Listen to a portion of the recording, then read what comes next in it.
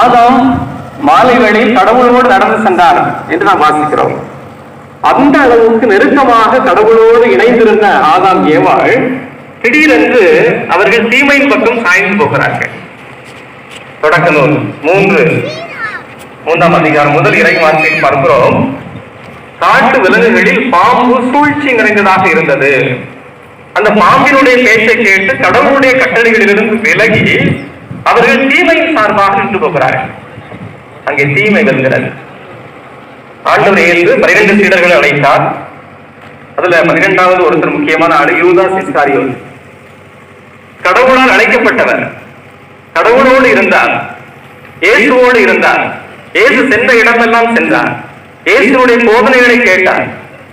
இயேசுடைய அருள் அடையாளங்களை எல்லாம் கண்கூடாக கண்டார். அதில் கடைசியில் என்ன நடந்தது?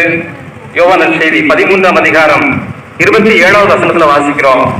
இயேசு அப்பத்தை பெற்று யூதாசிடம் போகிறார். இயேசுவை அனுபவித்தவன், இயேசுவோடு முழுமையாக இருந்தவன், இயேசுவை பற்றி அறிந்தவன். ஆனால் ஒரு காலகட்டத்தில் அவனுடைய வாழ்க்கையில் தீமையை எதிர்கொள்ள முடியாமல், தீமையை வெற்றி கொள்ள முடியாமல் அதன் பக்கம் சாய்ந்து கொள்ளுகிறான். இங்கும் தீமை தான் வெல்கிறது. அதற்காக வாழ்க்கை முழுவதும் தீமை வெல்லுமா என்றால் இல்லை. நற்செய்தியிலும் பார்க்கிறோம், விவிலியத்திலும் பார்க்கிறோம். இருளை வெல்வதுதான் ஒளியினுடைய நோக்கம். மத்தேயு நற்செய்தி 5ஆம் அதிகாரம் 14-15வது வசனத்துல வாசிக்கிறோம். இயேசு சொல்கிறார், உலகிற்கு நீங்கள் ஒளியாய் இருக்கிறீர்கள். ஒளியை ஏறி இருளை நாம் வெல்ல முடியும் என்றால் ஒளியால் மட்டுமே அதை வெல்ல முடியும். அதே போல நம்முடைய தந்தை புதிய குரு அவர்கள் பெயர்ல 2 பேர் இருக்குது. மற்ற 2 நாளைக்கு முன்னாடி கேட்டேன், பேர் யார் வச்சா அப்படின்னு கேட்டேன். தானியல் அப்படிங்கிறது வீட்டுல இருந்து வச்சாங்க. திலீபன் அப்படிங்கிறது அன்றைக்கு இருந்த பங்கு தந்தை வச்சிருப்பாரு நினைக்கிறேன். ஃபாதர் சொன்னாங்க அப்படின்னு சொன்னார். 2 பெயர்களுமே உண்மையிலேயே ஒரு பொருத்தமான பெயர்கள். இது தலைப்புக்கு ஏற்ற பெயர்கள். ஏனென்றால் தானியல் ஒரு இறை வாக்கினர், காட்சி காண்பவர், காட்சிகளுக்கு விளக்கம் கொடுக்கிற ஒரு அருமையான பணியாளர். தானியலுடைய வாழ்க்கையில பார்க்கிறோம். தானியல் என்றால் அவருடைய பெயரை இறைவன் என் நடுவர் என்பது அவருடைய பெயர். தானியல் என்றார். அவர் காட்சிகளுக்கு விளக்கம் கொடுக்கிறார். கிமு 65ஆம் ஆண்டில் இது நடக்கிறது. பாபிலோனிய அரசு நெபுக்கத்நேசர் அவருடைய ஆட்சி காலத்தில் தானியேல் யூதா நாட்டிலிருந்து ஒரு தவறு காண முடியவில்லை. அவர் நேர்மையான மனிதர், கடவுளை நம்புகிறவர். ஆனால் அவர் செய்ய ஒரே ஒரு காரியம் என்ன அப்படின்னு சொன்னா, அவர் அவருடைய கடவுளை வழிபடுகிறார் அந்நிய நாட்டில். தானியேல் ஒரு நாள் வழிபட்டுக் கொண்டிருக்கிற பொழுது மற்ற 2 பேரும் அரசனை அழைத்துக் கொண்டு என்ன சொல்கிறார்கள்? பாருங்கள், உங்களுக்கு தெரியாமல் அதிகாரம் 22வது வசனம், என் கடவுள் தம் தூதரை அனுப்பி சிங்கங்களின் வாய்களை கட்டி போட்டார். அவை எனக்கு தீங்கு எதுவும் செய்யவில்லை, ஏனெனில் அவர் திரும்பும் நான் மாசற்றவன். அன்புக்குரியவர்களே, தானியேல் சிங்கத்தை வெற்றி கொள்வதற்கு கடவுள் அவருக்கு துணையாக இருக்கிறார். அங்கே நன்மை வெற்றி கொள்கிறது, தானியேல் காப்பாற்றப்படுகிறார். அதே போல தீபன் என்கிற பெயரை பார்க்கிறோம். நமக்கெல்லாம் தெரியும், தமிழ் ஈழ விடுதலைக்காக உயிர் தியாகம் செய்து உண்ணால் நோன்பு இருந்து கடைசி தன்னுடைய இன்னுயிரை ஈந்தவர் தான் திலீபன். ஈழத்தமிழர்களுக்காக தொடக்க காலத்தில் போராட்டத் தொடங்கினார். அவரை அழித்து விட்டால் எல்லாம் முடிந்துவிடும் என்று நினைத்தார்கள். இன்னைக்கு என்ன நடக்குது? இலங்கை நம்ம கண் முன்னாலே பார்த்து கொண்டிருக்கிறோம். அதனால சமூகத்துல முகநூலில் ஒருத்தர் பதிவிட்டிருந்தார், இங்க உக்ரைன் ஒரு இடத்துல போராட்டம் நடைபெறுகிறது, போர் நடைபெற்றுக் கொண்டிருக்கிறது. இலங்கையில் மிக மோசமான பொருளாதார சீர்கேடுகள். 2ஐயும் ஒப்பிடும் பொழுது அவர் சொல்கிறார், தமிழகத்தை அழிக்க வேண்டும் என்று நினைத்தவர்களும் தமிழர்களை அழித்தவர்களும் அதற்கு படைபலமோடு அணு ஆயுதங்களை வழங்கிய உக்ரைனும் இன்றைக்கு கண்முன்னாலே அழிந்து கொண்டிருக்கிறது என்று சொல்லி ஒரு பதிவிடுகிறார். உண்மையை என்றுமே மறைக்க முடியாது. போராட்டம் இன்றைக்கு இருந்து கொண்டே தான் இருக்கும். விடுதலை என்பது, வேட்கை என்பது எல்லாருக்கும் இருக்கிற ஒன்று. எனவே அத்தகைய ஒரு இன்னுயிர் இந்த திலீபனுடைய பெயரை தாங்கி அவர்களைப் போல தீமையை வெற்றி கொள்ள முடியும் நன்மையினால் என்று சொல்லி நம்முடைய புதிய குருவர்கள் முன் வந்திருக்கிறார்கள். அடுத்ததாக நம்முடைய மறைமாவட்டத்துடைய பாதுகாவலுடைய வாழ்க்கையை பார்க்கிறோம். அருளாளர் நமக்கெல்லாம் அறிமுகமானவர், அதிகமாக நாம் தெரிந்து வைத்திருக்கக்கூடியவர். அருளானந்தர் நேர்மையின் சார்பாக நின்றார், உண்மையை சொன்னார், நீதிக்காக அவர் நின்றார். எனவே தலை வெட்டப்பட்டு அவர் கொலை செய்யப்பட்டார். தலை வெட்டியாச்சு எல்லாம் முடிஞ்சு போயிடும் நினைச்சாங்க. ஆனா என்ன நடக்குது? இன்னைக்கும் அவர் ரத்தம் சிந்திய அந்த மண் செம்மண்ணாக இருக்கிறது. உலகமெங்கும் இருந்து வருகிற, குறிப்பாக தமிழ்நாட்டில் பல்வேறு இடங்களில் வரை எல்லாரும் அந்த மண்ணை செய்கிறார்கள், புனிதமாக எடுத்துக்கொண்டு போகிறார். அவர் இன்றைக்கும் வாழ்ந்து கொண்டிருக்கிறார்.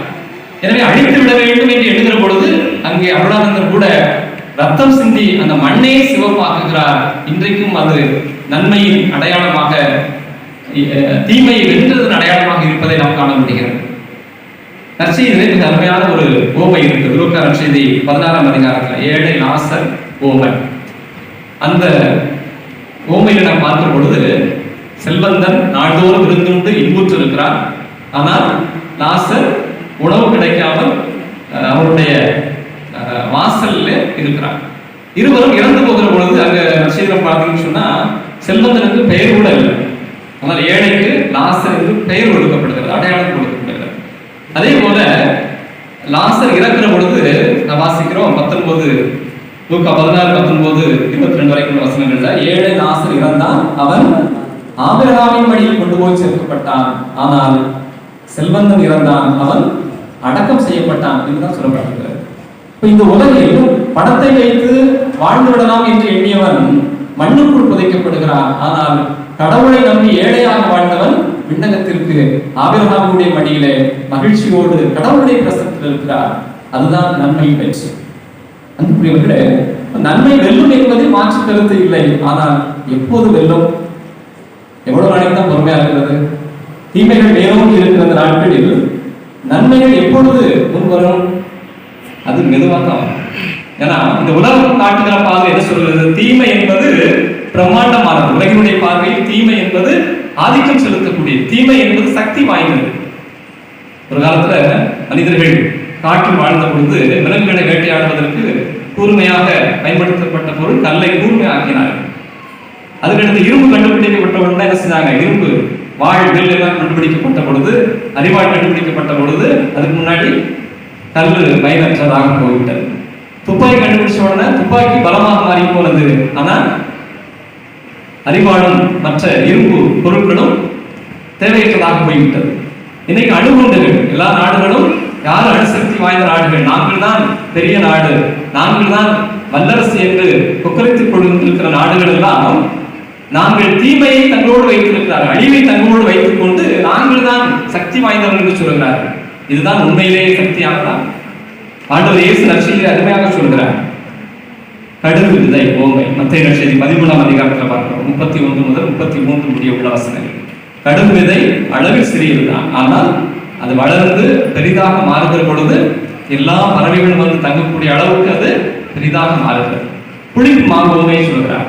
இறையாட்சி என்பது புளிப்பு மாவுக்கு ஒப்பாகும். நன்மை என்பது புளிப்பு மாவுக்கு ஒப்பாகும். பாத்திரம் நிறைய மாவு இருந்தாலும் சிறிதளவு அந்த புளிப்பு மாவு அதோடு சேர்க்கிற பொழுது அது கொஞ்சம் நேரம் எடுக்கும். அதற்கு பின்புதான் அது முழுவதுமாக புளிப்பு இருக்கிறது. இப்போ தீமையை வெல்வதற்கு நன்மை காலம் எடுத்துக் கொள்கிறது, எனக்கு பொறுமை தேவைப்படுகிறது. அதே போல நம்முடைய ஆண்டவர் இயேசு கிறிஸ்து சீடர்களை பணிக்காக அனுப்புகிற பொழுது எப்படி அனுப்புறாரு? மத்தேயு நற்செய்தி 10ஆம் அதிகாரம் 16வது இறைவாக்கில் வாசிக்கிறோம். ஓநாய்களிடையே ஆட்டுக்குட்டிகளை அனுப்புவது போல நான் உங்களை அனுப்புகிறேன். பலவர்களே, ஓநாயி எவ்வளவு சக்தி வாய்ந்தது, அழிக்கக்கூடியது, ஆடுகளை தின்னக்கூடியது. ஆனால் ஓநாய்களுக்கிடையே அனுப்பும் பொழுது ஏசு என்ன சொல்லியிருக்கணும்? ஒண்ணு வேற, அதை விட சக்தி வாய்ந்த சிங்கத்தை அனுப்பியிருக்கலாம், புலியை அனுப்புவதுன்னு சொல்லியிருக்கலாம். ஆனால் அவர் சொல்றாரு, ஓநாய்களிடையே ஆட்டுக்குட்டிகளை அனுப்புவது போல நான் உங்களை அனுப்புகிறேன்னு சொல்லியிருக்காங்க. அப்ப என்ன அர்த்தம்? ஓநாய்கள் ஒருவேளை பல ஆட்டுக்குட்டிகளை சாப்பிடலாம், ஆனால் கடைசியில ஒரு ஆட்டுக்குட்டி கண்டிப்பா என்ன செய்யும்? நன்மையை வென்றாகும். எனவே காலம் எடுக்கலாம், காத்திருக்க வேண்டும். நன்மைகள் மலர்வதற்கு, நன்மைகள் உயர்ந்துவதற்கு, நன்மைகள் வாழ்வதற்கு காலம் தேவைப்படுகிறது, தியாகம் செய்ய வேண்டியிருக்கிறது. எல்லாவற்றுக்கும் மேலாக நம்முடைய ஆண்டவர் இயேசு கிறிஸ்துவை பார்க்கிறோம். சிலுவையில் அவர் அறையப்படுகிறார், கல்லறையில் அவர் அடக்கம் செய்யப்படுகிறார். எல்லாம் முடிந்துவிட்டது என்று சொன்ன பொழுது அங்கே இயேசு மீண்டுமாக உயிர் பெற்று எடுக்கிறார். பாஸ்கா காலத்தை நாம் கொண்டாடுகிறோம்.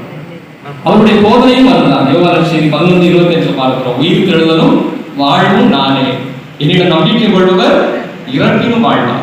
இதுதான் நம்முடைய நம்பிக்கை. உயிர்ப்பு தான் நம்பிக்கை, உயிர்ப்பு தான் நன்மை. இறப்பு என்பது தீமை, உயிர்ப்பு இறப்பை வெற்றி கொள்கிறது, நன்மை நிலைநாட்டப்படுகிறது. எனவேதான் கொரிந்தியருக்கு முதல் திருமுகம் 15ஆம் அதிகாரம் 14ஆவது வசனத்தில் பார்க்கிறோம்.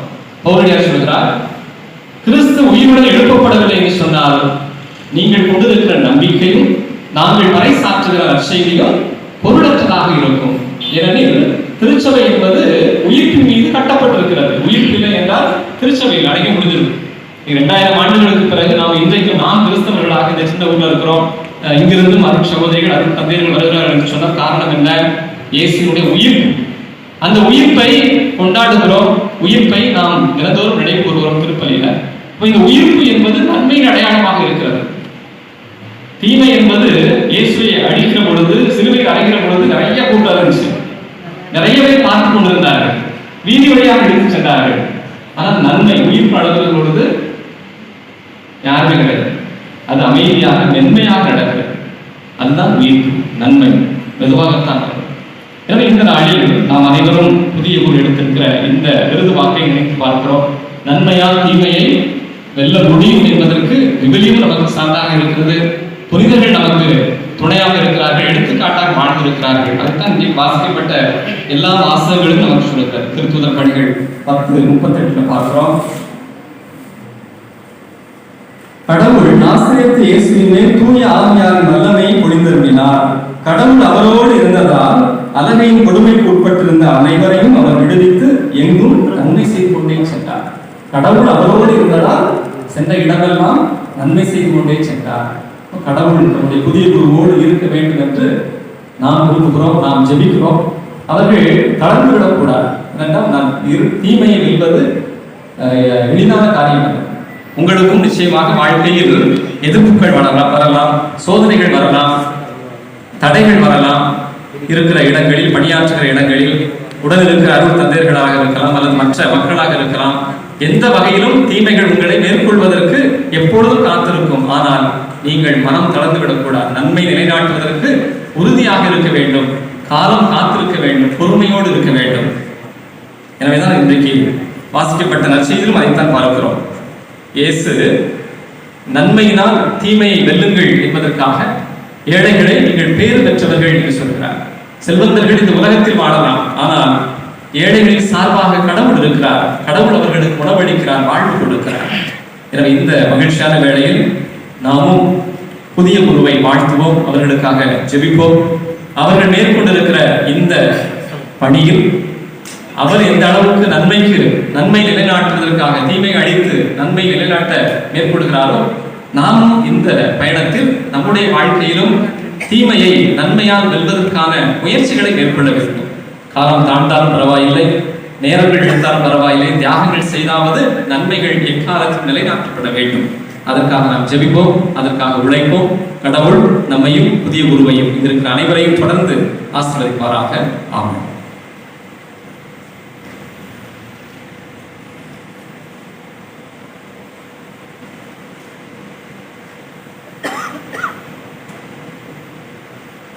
அனைவரும் எழுந்து நின்று நம்முடைய உள்ளத்தின் ஆழத்திலிருந்து எழுகின்ற நம்முடைய விண்ணப்பங்களை ஆண்டவரிடம் எடுத்துரைப்போம்.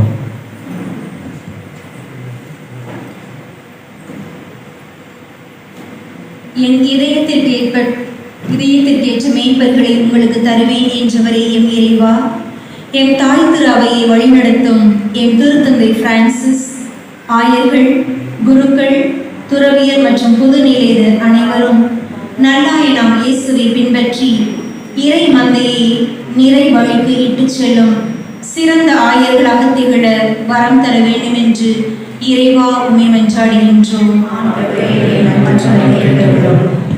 நாட்டை ஆள்வதற்கு நல்ல தலைவர்களை தருவேன் என்று மொழிந்தவரே எம் இறைவா, நாட்டை ஆளும் தலைவர்கள் தன்னலம் மறந்து மக்கள் பிரதிநிதிகளாக செயல்பட நாட்டையும் நாட்டு மக்களையும் முன்னேற்ற பாதையில் வழிநடத்தும் திட்டங்களை செயல்படுத்த வன்முறை ஒழிந்து சமாதானம் தலைத்திட வரம் தர வேண்டும் என்று இறைவா உம்மை மன்றாடுகின்றோம்.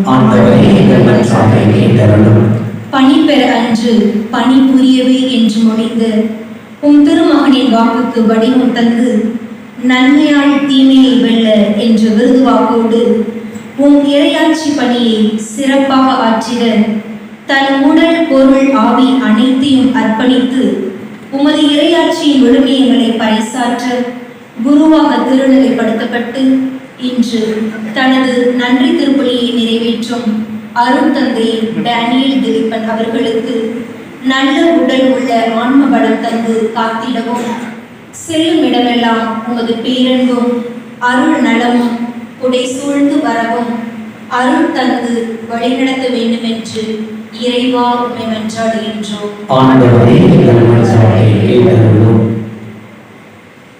வாழ்வின் நாயகனே எம் இறைவா, புதிய குரு டேனியல் திலீபன் அவர்களை இறைப்பணிக்கு உவந்தளித்த இவர்களது பெற்றோர், உற்றார் உறவினர், உடன் பிறந்தோர், நண்பர்கள், முடுக்கூரணி கிராம மக்கள் அனைவருக்கும் உமது அருள் ஆசை பொழிந்து வழி நடத்தவும், குடும்பங்கள் இறை அன்பிற்கு சான்று பகர்ந்திடவும், உடல் உள்ள ஆன்ம நலம் தந்திடவும், செய்யும் தொழில் சிறக்கவும் வரம் தர வேண்டும் என்று இறைவா உம்மை மன்றாடுகின்றோம். அருள் வழங்கும் எம் இறைவா, முதல் நன்றி திருப்பலியை இணைந்து நிறைவேற்றி வருகை தந்துள்ள அருள் பணியாளர்கள், சிறப்பாக எமது பங்கு பணியாளர் அனைவரையும் நீர் ஆசீர்வதித்து இறை ஆட்சி படைக்கும் இனிய பணியில் உமது சான்று பகர்ந்து வாழ்ந்திட அருள்தாரும். பணியில் பங்கேற்று இறையாசி பெற இணைந்து வந்துள்ள அருள் சகோதரர்கள், அருள் சகோதரிகள், இறை மக்கள் அனைவருக்கும் உமது அருளையும் ஆசிரையும் நிறைவாக பொழிந்து வழிநடத்த வேண்டும் என்று இறைவா உம்மை மன்றாடுகின்றோம். நம்முடைய தனிப்பட்ட கருத்துக்களுக்காக சிறிது நேரம் அமைதியாக கொண்டாடுவோம்.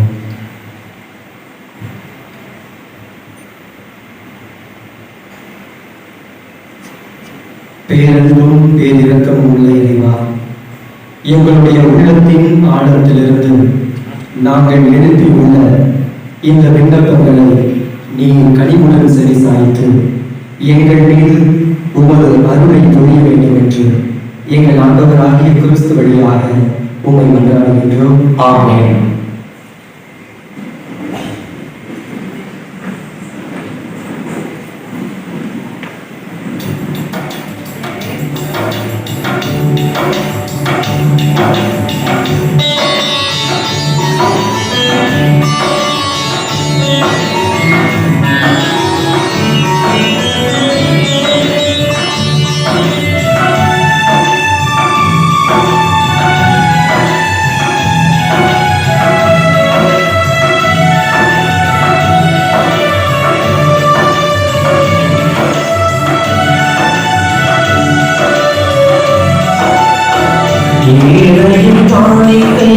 இறைவாவும் பதம் வைத்தோம் ஏற்றிடும் என் தெய்வமே, மாற்றிடும் என் வாழ்வையே.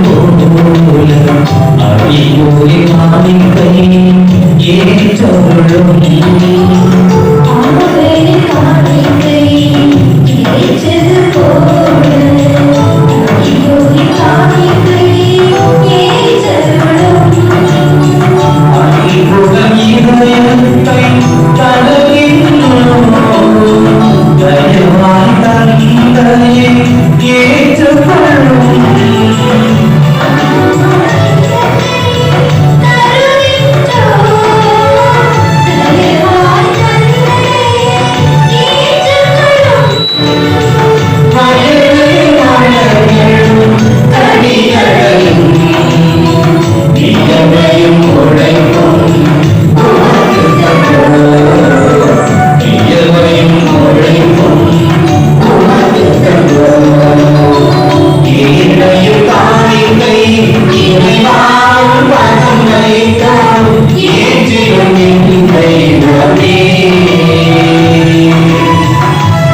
மாற்றிடும் என் வாழ்வையே.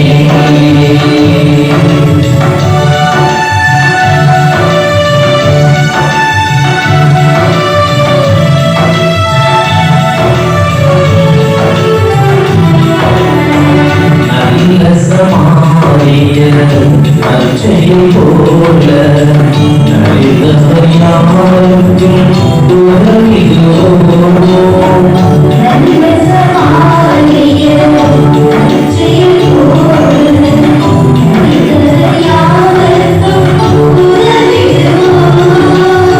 பரிகளை அல்ல இரக்கத்தையே மிகவும் பரிவுள்ள இறைவனே.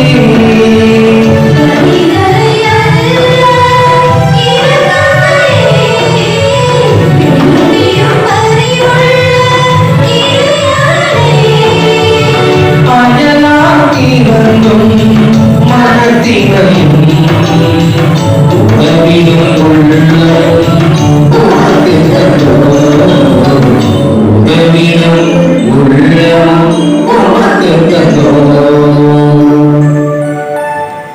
சகோதர சகோதரிகளே, என்னுடையதும் உங்களுடையதுமான இப்படி எல்லாம் வல்ல தந்தையாகிய இறைவனுக்கு ஏற்றதாகும்படி மன்றாடுங்கள். ஆண்டவர் நமது பெயரை புகழ்ச்சிக்காகவும் ஆட்சிக்காகவும் நமது நன்மைக்காகவும் புனித திருவாவை அனைத்து நலனுக்காகவும் உமது கையிலிருந்து எங்களை ஏற்றுக்கொள்வாராக. எல்லாம் வல்ல இறைவா, வணக்கத்துடன் அவர்கள் அனைத்துமே காணிக்கைகளை ஏற்றருளும்.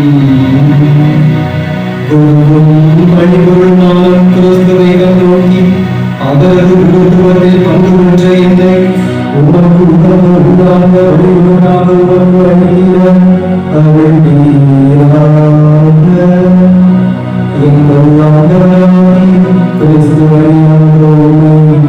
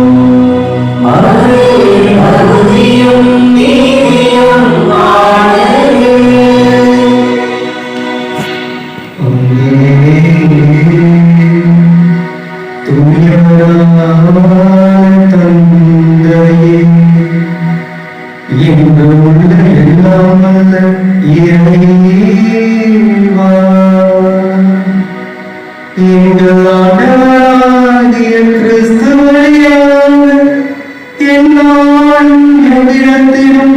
நாங்கள் உமக்கு நன்றி செலுத்துவது நீங்களாகவே தகுதியும் நீதியுமாகும். எங்கள் கடமையும் மீட்புக்குரிய செயலுமாகும். என்றும் நம்பிக்கையான குருவாகியவர் நிலையான வழிமுறையை ஏற்படுத்தினார். மீட்பு அளிக்கும் பரிபொருளாக முதல் தம்மையே உமக்கு ஒப்புக் கொடுத்து தம் நினைவாக நாங்களும் பலி செலுத்த வேண்டுமென கற்பித்தார். எங்களுக்காக பலியான அவருடைய திருவுடலை உண்ணும் போதுதான் நாங்கள் வலிமை பெறுகின்றோம். அவர் எங்களுக்காக சிந்திய திருவர்த்தத்தை பருகும் போதெல்லாம் நாங்கள் கருவப்பட்டு தூய்மை அடைகின்றோம். ஆகவே வானதூதர் முதன்மை வானதூதரும் அரியணையில் அமர்வோர் தலைமை தாங்குவோரும் வான் படைகளின் அணிகள் அணித்தோடும் சேர்ந்து நாங்களும் ஒரு மாட்சி புகழ்ந்து பாடி அக்களிப்பதாவது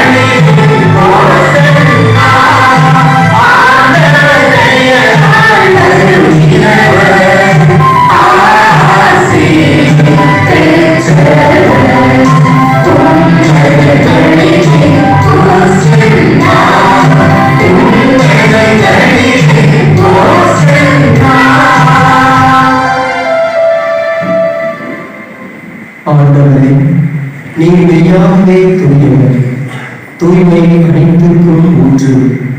ஆகவே உம்முடைய ஆவியை பொழிந்து இக்காணிக்கைகளை புனிதப்படுத்த உம்மை வேண்டுகிறோம்.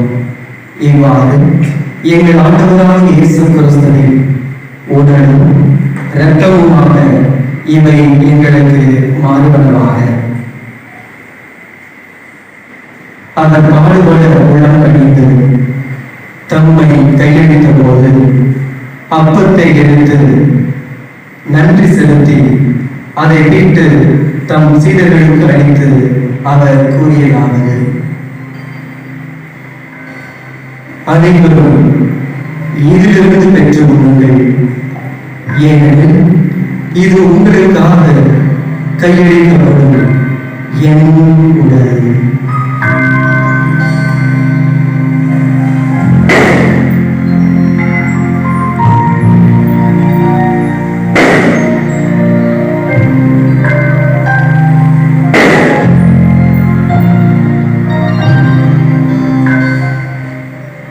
அவ்வளவே இரவு விருந்தை அருந்திய பின் கிண்ணத்தையும் எடுத்து மீண்டும் உமக்கு நன்றி கூறி தம் சீடர்களுக்கு அளித்து அவர் கூறியதாவது: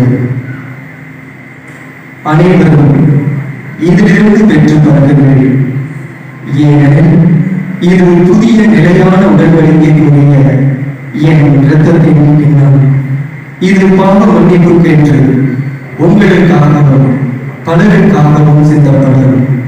இதை என் நினைவாக செய்யுங்கள்.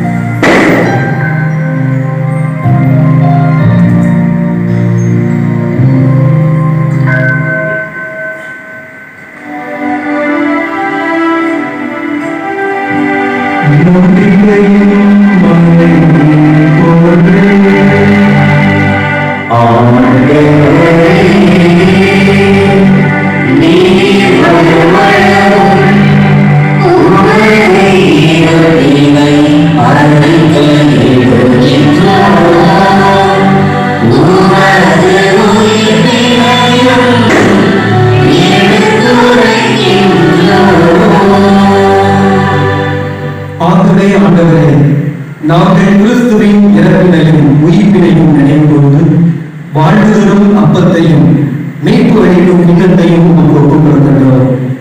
உம் திருமுன் நின்று உமக்கு ஊழியம் புரிய தகுந்தவர்கள் என எங்களை ஏற்றுக்கொண்டீர். எனவே உமக்கு நன்றி செலுத்துகின்றோம். மேலும் கிறிஸ்துவின் உடலிலும் இரத்தத்திலும் பங்கு கொள்ளும் எங்களை தூய ஆவியால் ஒன்று சேர்க்க வேண்டும் என உம்மை தாழ்மையுடன் மன்றாடுகின்றோம்.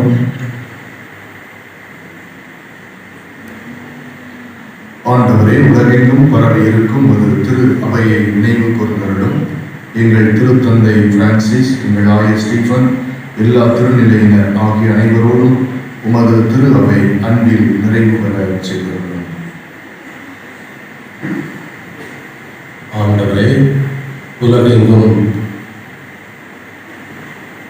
ஆண்டவரே, நீர் இவ்வுலகிலிருந்து உம்மிடம் அழைத்துக் கொண்ட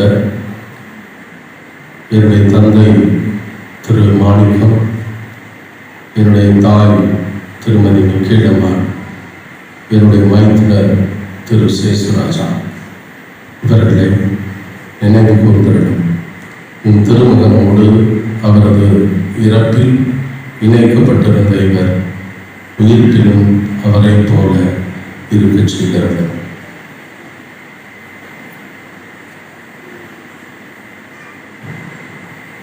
உயிர்த்தெழும் எதிர்நோக்குடன் கீழ்கொள்ளும் உன் சகோதர சகோதரிகளையும் இறந்தோர் அனைவரையும் ஒளிநீரும் தரும் ஏற்றவரும் எங்கள் அனைவரையும் இறக்கமாயிரும் கடவுளின் கண்ணி தாய்மான் சிரிக்க மரியா, அவருடைய கணவர் புனித யோசேப்பு, எம் மறை மாவட்டத்தின் பாதுகாவலர் புனித அருளானந்தர் மற்றும் புனித திருத்தூதர்கள் ஆகிய அனைவரோடும் நாங்களும் நிலையான வாழ்வில் பங்கு கொள்ளும் தகுதி பெற்று உம் திருமகன் இயேசு கிறிஸ்து வழியாக உம்முடைய புகழ்ந்தேற்றும் வரமுள்ள முன்பாக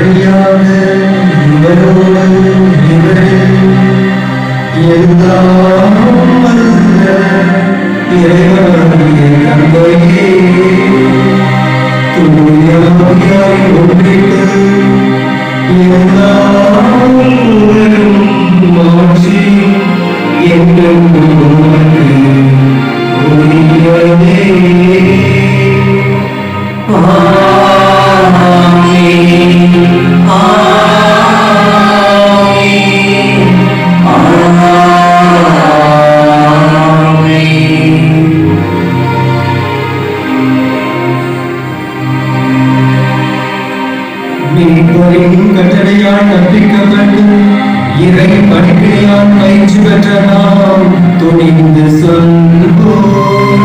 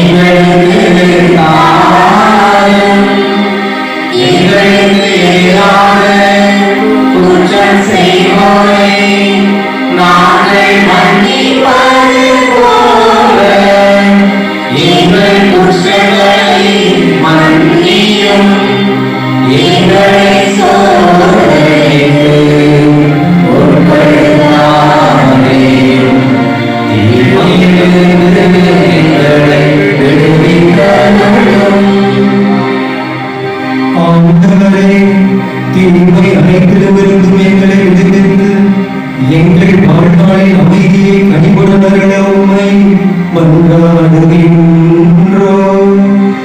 உமது இரக்கத்தின் உதவியால் நாங்கள் பாவத்திலிருந்து எப்போதும் விடுதலை பெற்று யாதொரு அனர்த்தமும் இன்றி நலமாயிருப்போமாக. நாங்கள் எதிர்நோக்கி இருக்கும் பேரன்பர்களுக்காகவும் எம் மீட்பராகிய இயேசு கிறிஸ்துவின் வருகைக்காகவும் காத்திருக்கின்றோம்.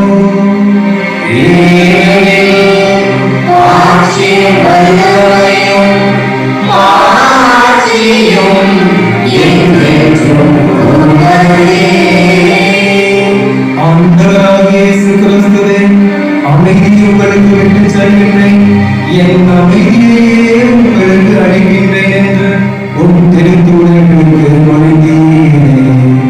எங்கள் பாவங்களை பாராமல் உமது திருஅவையின் நம்பிக்கையை கண்டுநோக்கி உமது திருவிழத்துக்கு ஏற்ப அமைதியும் ஒற்றுமையையும் அளித்தருளீராக. என்றென்றும் வாழ்ந்து ஆட்சி செய்கின்றவர் நீரே.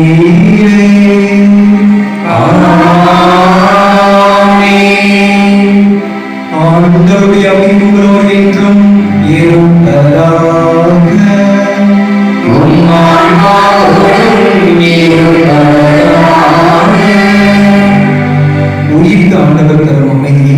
ஒருவர் மற்றவரோடு மகிழ்ச்சியோடு பகிர்ந்து கொள்வோம்.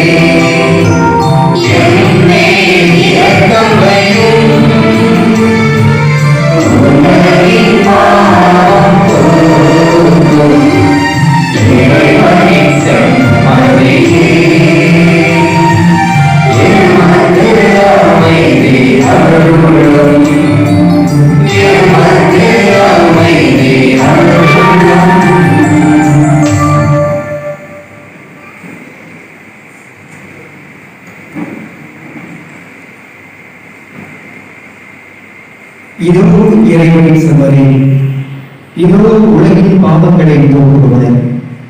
செம்மறியின் விருந்துக்கு அழைக்கப்பெற்றோர் பேர் பெற்றோர்.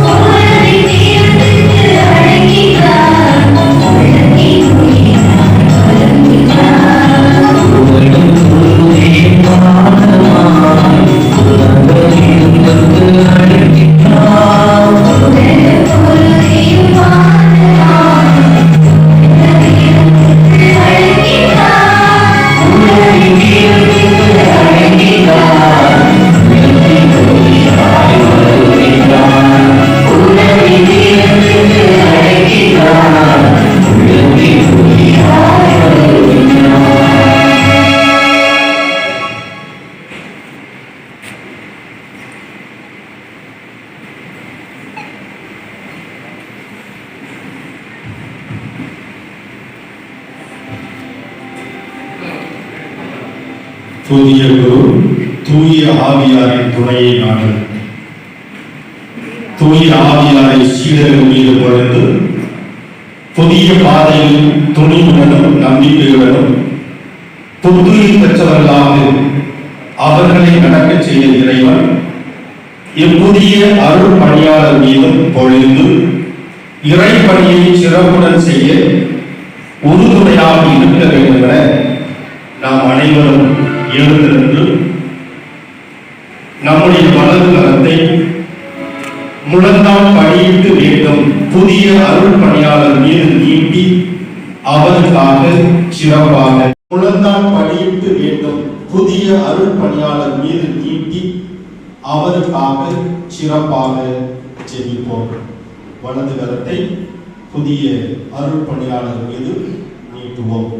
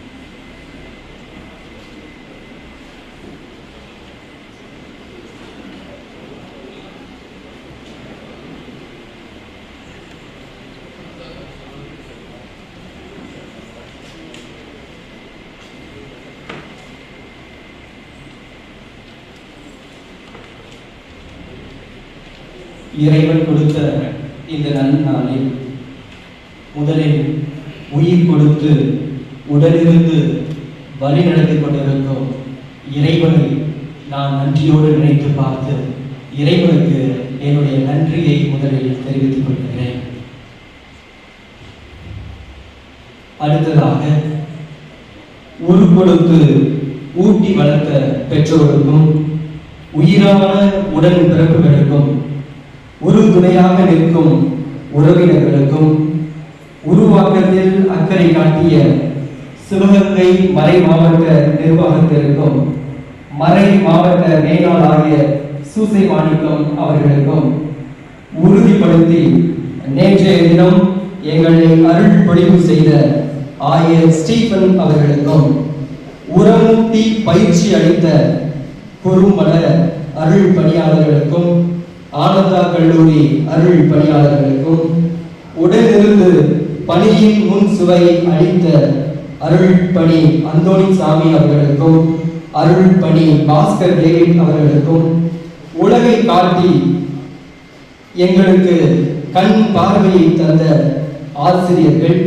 பேராசிரியர்கள் வழிகாட்டிகளுக்கும் உறவாக வந்த செஞ்சை சாயல்குடி களப்பணித்தள மக்களுக்கும் என் நெஞ்சார்ந்த நன்றியை தெரிவித்துக் கொள்கின்றேன்.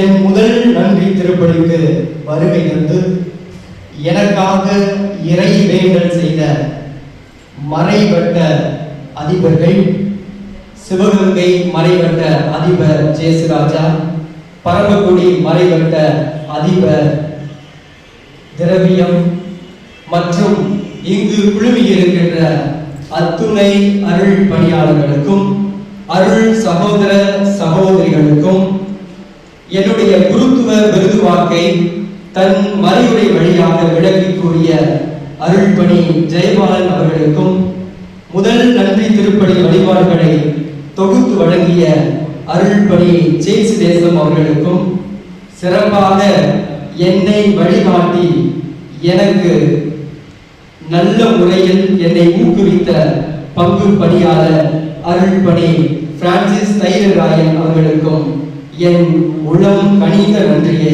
தெரிவித்துக் கொள்கிறேன்.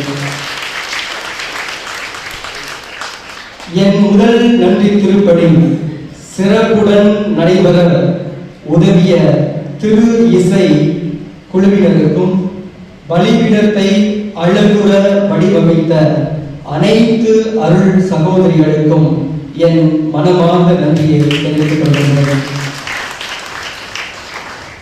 ஈன்றெடுத்த தாய்க்கு பிள்ளை நன்றி சொல்ல தகா என்பதை அறிந்திருந்தும் என்னை இரண்டாம் முறையாக ஈன்றெடுத்த எம் முடுக்கூரணி கிராமத்திற்கு நன்றி சொல்ல கடமைப்பட்டிருக்கிறேன். கடந்த சில நாட்களாக திட்டங்கள் தீட்டி குழுக்களாக பிரிந்து தங்களுக்கு கொடுத்த பணிகளை பொறுப்புடனும் கடமை உணர்வுடனும் செவ்வனே செய்து சிறப்பான வரவேற்பு தந்த எம் முடுக்குரணி கிராம தலைவர், பொறுப்பாளர்கள், பெரியோர்கள் என அனைவருக்கும் உள்ளத்தின் ஆழத்திலிருந்து என் சார்பாகவும் என் குடும்பத்தினர் சார்பாகவும் நன்றியை தெரிவித்துக் கொள்கிறேன். என் குருத்துவ அருள் பொழிவு விழா மற்றும் முதல் நன்றி திருப்பலியும் சிறப்புடன் நடைபெற எல்லா வகையிலும் எனக்கு துணை நின்ற இரு தூண்கள், ஒருவர் என் அத்தை அருள் சகோதரி சகாய அருள் செல்வி, இன்னொருவர் என் சித்தப்பா அருள்பணி ஞானதாசன். இவர்களுக்கும் என் இதயம் நிறைந்த நன்றியை தெரிவித்துக் கொள்கிறேன். மேலும் பல நிலைகளில் உதவிய நண்பர்களுக்கும் இங்கு எனக்காக வருகை தந்து எனக்காகவும் என் பணி வாழ்வுக்காகவும் ஜெபித்த பொது நிலையினர் அனைவருக்கும் என் நெஞ்சார்ந்த நன்றியை தெரிவித்துக் கொள்கிறேன். அனைவருக்கும் நன்றி. அனைவரும் எழுந்து நின்று இறைவனுக்கு நன்றி கூறி ஜெபிப்போம்.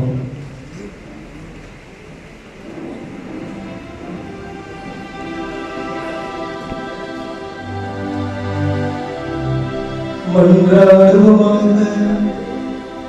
என்றென்றும் உள்ள எல்லாம் வல்ல இறைவா, நன்னறிகளுக்கு எல்லாம் ஊற்றும் நிறைவும் நீரே, அதனாலும் மறை நிகழ்வில் பங்கேற்பதன் வழியாக நான் நேர்மையானவற்றை செய்து உண்மையானவற்றை அறிவித்து நம்பிக்கையாளருக்கு உமது அருள் படிப்பினைகளை கற்பிக்க எனக்கு அருள் புரிவீராக.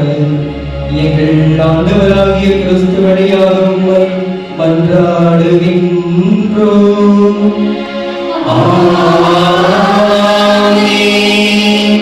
ஆண்டவர் உங்களோடு இருப்பாராக.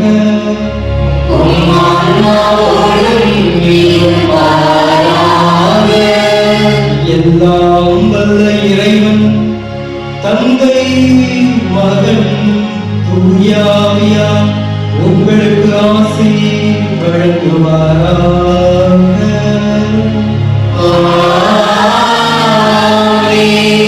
சென்று வாருங்கள், திருப்பலி நிறைவேற்று. அல்லேலூயா, அல்லேலூயா. இறைவனுக்கு நன்றி. அல்லேலூயா, அல்லேலூயா, அல்லேலூயா. அனைவரும் அப்படியே வருவார்கள் உங்களுக்கு தயவு செய்து பாருங்க. புதிய குழுவுக்கு ஒரு 3 டான்ஸ் மட்டும்தான். பேசலாம் யாரையும் விட மாட்டேன். தயவு செய்து நான் சொன்னா நமக்கு உண்மையிலே சொல்றேன், யாரையும் பேச விட மாட்டேன். 3 டான்ஸ் மட்டும்தான். தயவு செய்து அமர்ந்து புதிய குழுவை வாழ்த்தி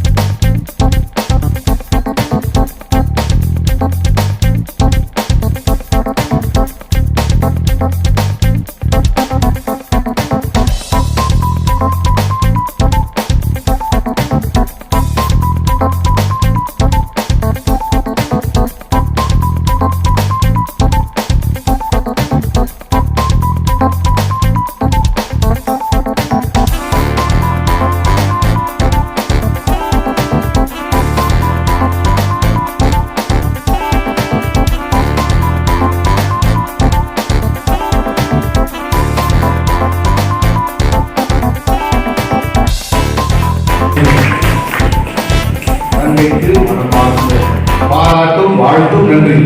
புதிய குருவிட்ட ஆசீர்வாதம் வாங்கிக்காயா. இப்பொழுது முடுக்குருந்தி கிராமத்தின் சார்பாக புதிய குருவுக்கு நினைவு பரிசு வழங்கி கௌரவிக்கிறார்கள். வாழ்த்து. நல்லா இருக்கு.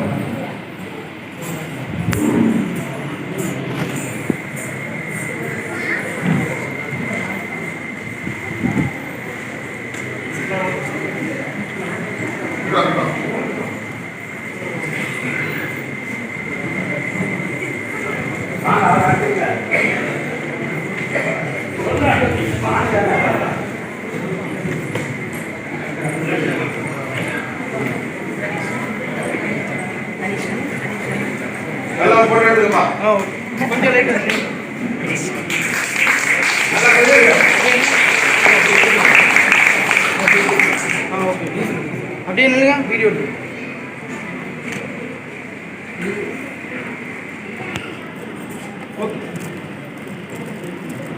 நல்லது. வாழ்க.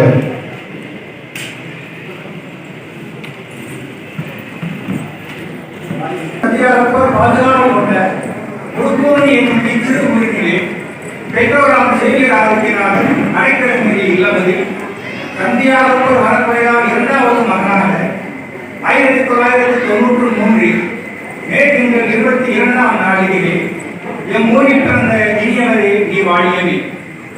5 வயதில் ஆரம்ப கல்வியை நீ பிறந்த மண்ணிலே ஆர்வமாய் கற்றறிந்து நடுநிலை கல்வியை ஆட்சி நடுநிலை பள்ளி ஒட்டணத்திலும் உயர்நிலை கல்வியை சிறுமுறை பள்ளி ஆண்டாவூரிலும் கற்றறிந்து முதல்நிலையில் தேர்ச்சி பெற்று இறைவழியை கேட்டுக்கொண்ட இனியவரை நீ வாழியவே.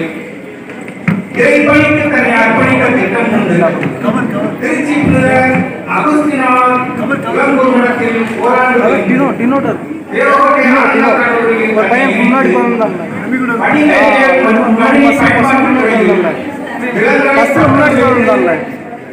ஒரு பையனை கேட்டல, அந்த பையனை கேட்டு கையில நீங்க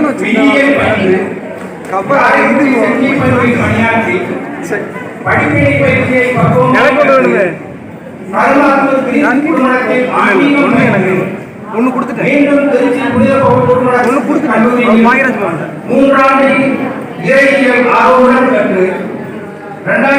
2021ஆம் ஆண்டு மே திங்கள் 17ஆம் நாள் திருத்தொண்டராக திருநிலைப்படுத்தப்பட்டு சாய குறிப்பங்களே திருத்தொண்டராக பணிபுரிந்து யோசேப்புக்கும் மரியாவுக்கும் உகந்த மாதமாம் மே முதல் நாளிலே மறைமாவட்ட திருத்தூர் நிர்வாகி ஆயர் மேதகு ஸ்டீவன் அவர்களால் குருவாக அர்ப்பணிப்பு பெற்றவரே தீர்வாழியவை. நன்மையால் தீமையை வெல்ல என்ற வேத வாக்கியை விருதுவாக்காய் கொண்டு தன்னை இறைப்பணிக்கு அர்ப்பணித்த இறைவனுக்கு முதல் நன்றி திருப்பணியை பிறந்த மன்றில் நிறைவேற்றியவரே தீர்வாழியவை. இந்நாள் என்னாலும் பொன்னாளாய் திறந்திட இறைவன் என்னாலும் உங்களுக்கு துணை புரிய பாடியே பல்லாண்டு வாழ்ந்திருவீர் வாழியவே. இத்தகைய புகழ்பெற்று பக்தியுடன் நீ வாழ மாந்தரெல்லாம் துன்புகளை மறக்காமல் போற்றி வர இறைவன் அருள் பெறவே இயேசுவிடம் வேண்டுகிறோம். தூய ஆவியாரின் கற்புடையால் பல்லாண்டு பல்லாண்டு வாழ்க வாழியவே. இவன் கிராம இறைமக்கள் முடுக்குரணி 2/5/2022. இந்த வாழ்த்து பாவை புதிய குருவுக்கு கிராமத்தின் சார்பாக வழங்குகிறோம்.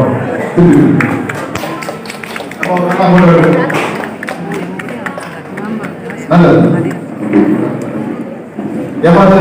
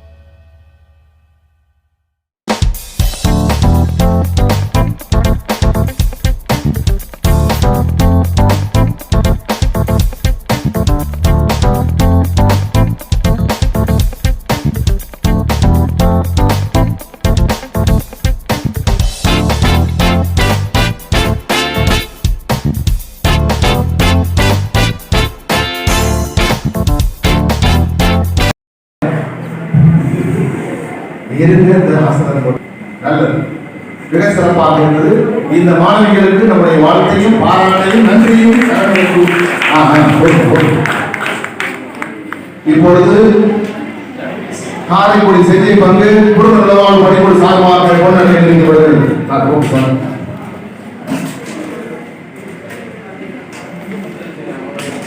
சிந்தலச்சேரி அமரவை அருள் சகோதரிகள் சார்பாக கொண்டாடி அறிவித்து நினைவு பரிசு வழங்கப்படுகிறது.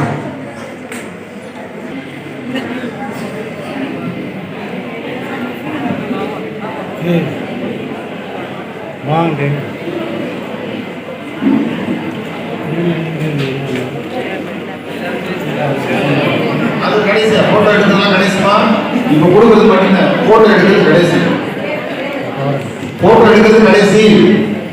நல்லது, வாழ்க, நல்லது நல்லது, வாழ்க. ஒரு ஆசிரம் போட்டு நடை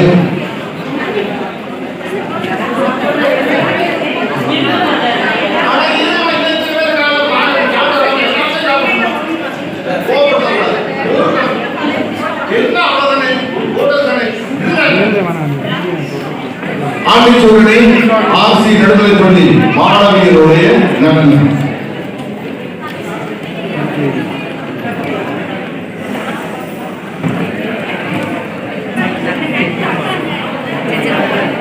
ஆர்சி பள்ளி ஆண்டிச்சூரனை மாணவ செல்வங்களுக்கு மனமார்ந்த வாழ்த்தையும் பாராட்டையும் நன்றியும் தெரிவித்துக் கொள்கிறோம். ஒரு நிமிஷம் வருக.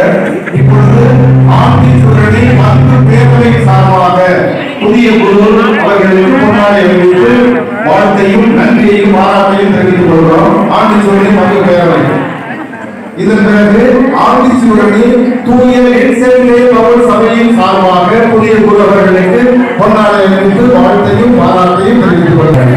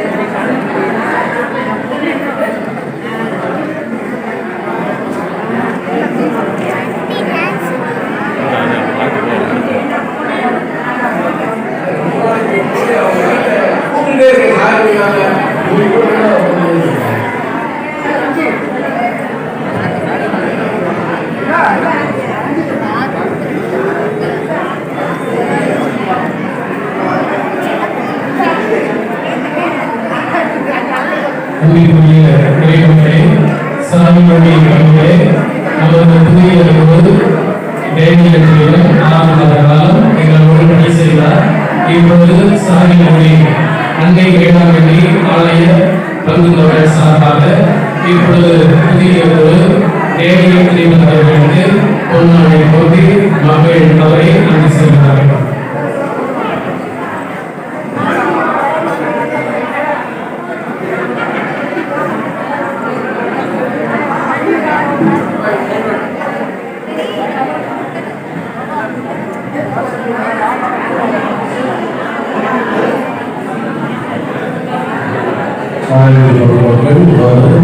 ஆசிரியர்கள் அதை தொடர்ந்து